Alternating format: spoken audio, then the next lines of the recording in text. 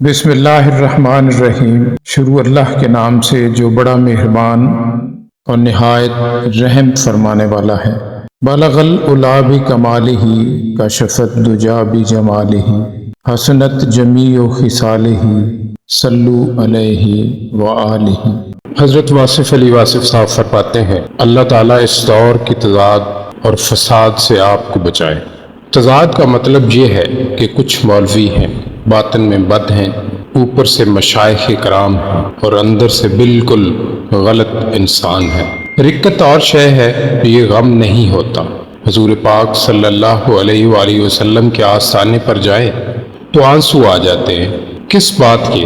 وہاں کوئی غم تو نہیں، اور یہ آنسو خوشی کے بھی نہیں ہیں، یہ رکت ہے، اور رکت ایک الگ داستان ہے۔ آپ سجدہ کرتے ہیں تو بعض اوقات آنسو آ جاتے ہیں، یہ رکت ہے۔ رکت آپ کے وجود کی ریت کے اندر سونے کے ذرات ہیں، اور وہ سونا پھر خود بخود نکلتا ہے۔ اس لحاظ سے انسان بڑی شاندار مخلوق ہے۔ رکت جو ہے وہ الہیات کا ایک حصہ ہے۔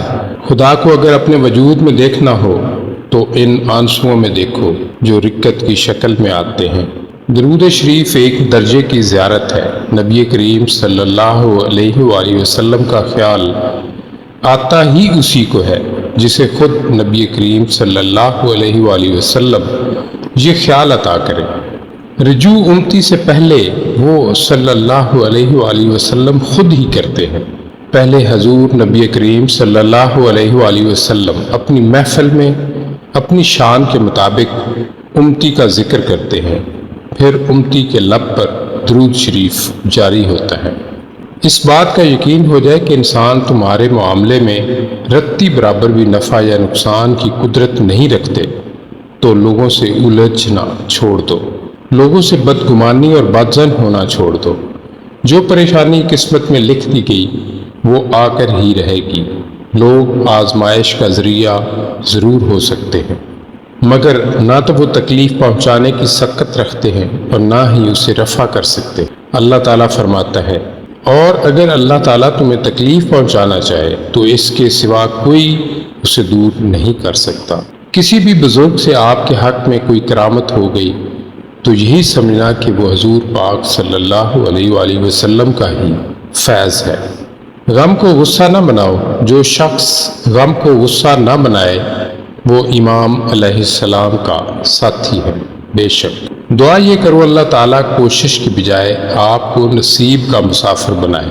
کوشش کا مسافر ذرا مشکل میں رہتا ہے۔ آپ صلی اللہ علیہ وآلہ وسلم کی ذات اتنی معتبر ہے کہ آپ صلی اللہ علیہ وآلہ وسلم کا فرمایا ہوا مستند ہے۔ آج تک کسی کو اللہ کا ثبوت نہیں ملا، اور آج تک لوگ مانتے چلے آ رہے ہیں کہ اللہ ہے۔